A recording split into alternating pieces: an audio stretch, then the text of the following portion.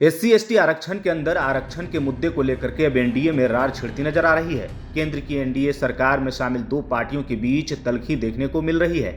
एक तरफ जहां लोजपा रामविलास के प्रमुख और केंद्रीय मंत्री चिराग पासवान इस फैसले के खिलाफ हैं, तो वहीं केंद्रीय मंत्री और हम प्रमुख जीतन राम मांझी ने फैसले का स्वागत किया है। मांझी ने फैसले का स्वागत करते हुए कहा है कि यह फैसला 10 साल पहले ही आ जाना चाहिए था। मांझी ने 2011-12 में नीतीश कुमार के उस फैसले को भी याद दिलाया जिसमें उन्होंने अनुसूचित जातियों में दलित और महादलित को शामिल किया था। शेड्यूल कास्ट की साक्षरता दर 30% है और उसमें भुइयां, मुसहर, डोम, मेहतर, नट ये सब का साक्षरता दर 15% से नीचे है।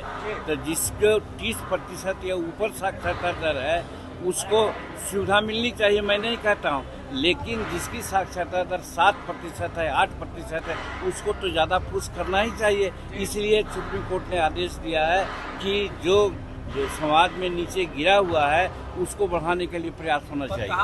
वो स्वार्थी लोग वैसा कर रहे हैं, ये कहाँ बात है। भुइयां, मुसहर, डोम, मेहतर जो हमारे शेड्यूल कास्ट के हैं, केगो IAS सब, केगो IPS अफसर हैं, केगो इंजीनियर चीफ हैं, केगो चीफ इंजीनियर हैं, और जो आज क्षोभ व्यक्त कर रहे हैं 4 जातियाँ, उनका सब है। इसका मतलब शेड्यूल कास्ट का हक वही लेते रहे। 76 वर्ष तो लिया उन लोगों ने।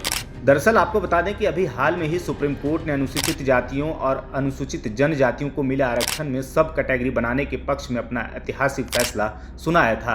अदालत के फैसले के बाद कई लोगों ने इस पर अपनी राय रखी थी। केंद्रीय मंत्री चिराग पासवान ने भी अदालत के फैसले पर असहमति जताते हुए अपनी राय रखी थी और कोर्ट के समक्ष पुनर्विचार याचिका दायर करने की बात कही थी।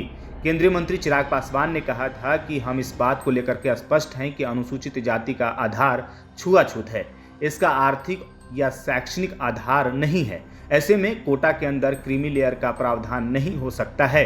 आज भी दलित युवक का उदाहरण दिया जाता है जिसे घोड़ी चढ़ने से रोका जाता है। देखिए, इस पे अपनी तरफ से जो ये ऑब्जर्वेशन सुप्रीम कोर्ट के द्वारा आई हैं उस पर हम लोगों की भी असहमति है और इस असहमति को प्रमुखता से हम लोगों ने दर्ज किया है। हम लोग इस बात को लेकर स्पष्ट हैं कि अनुसूचित जाति का आधार अनटचेबिलिटी। अब दोनों नेताओं के बयान सुनने के बाद आप सोच रहे होंगे कि आखिर एनडीए के सहयोगी दलों में शामिल मांझी और चिराग आरक्षण पर क्यों भिड़ गए। दोनों दलित के नेता माने जाते हैं और आरक्षण पर दोनों के विचार अलग अलग कैसे हो गए। सवाल तो जायज है, दरअसल इसके पीछे की कहानी कुछ और है। जब आप बिहार में दोनों नेताओं के समुदाय की आबादी पर नजर डालेंगे तो आपको दोनों नेताओं के समर्थन और असमर्थन की तस्वीर साफ हो जाएगी। दरअसल पासवान और मांझी की लड़ाई का सूत्र बिहार की जनसंख्या में छिपा हुआ है।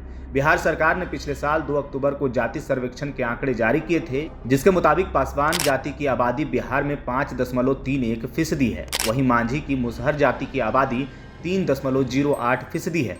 अनुसूचित जाति के लिए आरक्षित नौकरियों में दुसाध काफ़ी आगे हैं, तो वहीं मुसहर इस मामले में काफ़ी पिछड़े हुए हैं। इन आंकड़ों के आधार पर ही जीतन राम मांझी को लगता है कि अगर SC/ST में सब कैटेगरी बनाई जाती है तो उनके समुदाय को फायदा हो सकता है।